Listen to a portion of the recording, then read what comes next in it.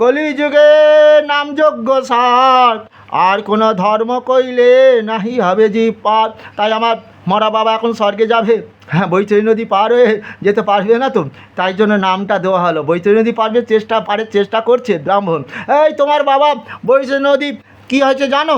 ওই যে বৈতরণী নদীটা পুঁজ রক্ত শ্লেষায় ভরে আছে, তাই জন্য তোমার বাবা পার হতে পারছে না। তাই আমাকে না, কৃষ্ণ ভগবানকে একটা কালো গাভী দাও, কৃষ্ণ ভগবান তোমার বাবাকে ওই কালো গাভীটা দেবে, তার ন্যাজ ধরে হ্যাঁ কোথায় যাবে? বৈতরণী নদী পার হয়ে যাবে। তাহলে বৈতরণী নদী পার হয়ে বাবা স্বর্গে চলে গেল তো।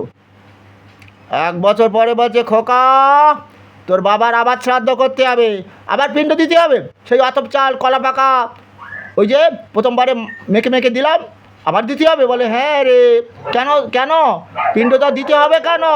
ও ব্রাহ্মণ দাদা, তুমি বললে বৈতরণী নদী পার হয়ে বাবা স্বর্গে চলে গেছে, তাই তো আমি কালো গাভী দিলাম। অর্জুন, তুমি পিণ্ডকে স্বর্গে যাবার কথা বলেছিলে না?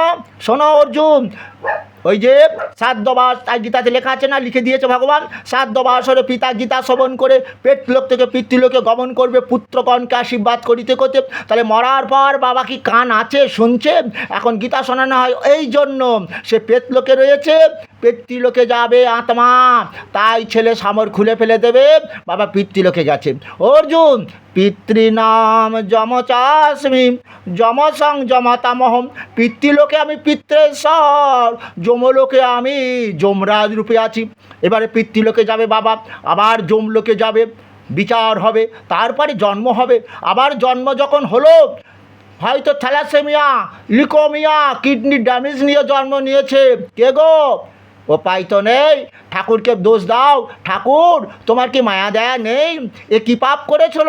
বলে ঠাকুর বলল কি করব, কর্ম অনুযায়ী জন্ম, এবং কর্ম অনুযায়ী জন্ম যেমন দিন, আবার এই জন্মেও কি হবে?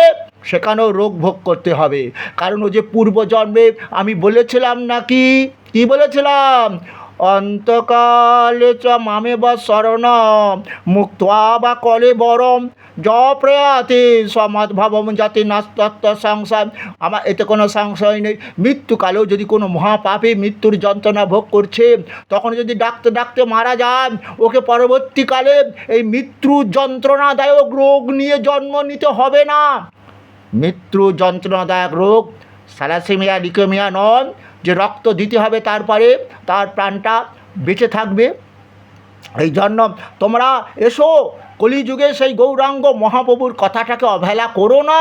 তাই তোমাদের বলেছিল, তোমরা ভজ কৃষ্ণ, বলো কৃষ্ণ, লো কৃষ্ণ শিক্ষা। অর্জুন, অপি চেদসি পাপে সর্বে পাপকৃতম সর্বং জ্ঞান পলবে নৈবা বীজনং সন্তোষী। যদি তোমরা অধিক পাপাকারী হও, আমার গীতামৃত পান করো, গীতা জ্ঞান লাভ করে দেহ পাপ মুক্ত করো, তাহলে মৃত্যুর পর পাপ সমুদ্রে তোমরা ডুবে মরবে না, আমার বৈকুণ্ঠ লাভ করতে পারবে অর্জুন।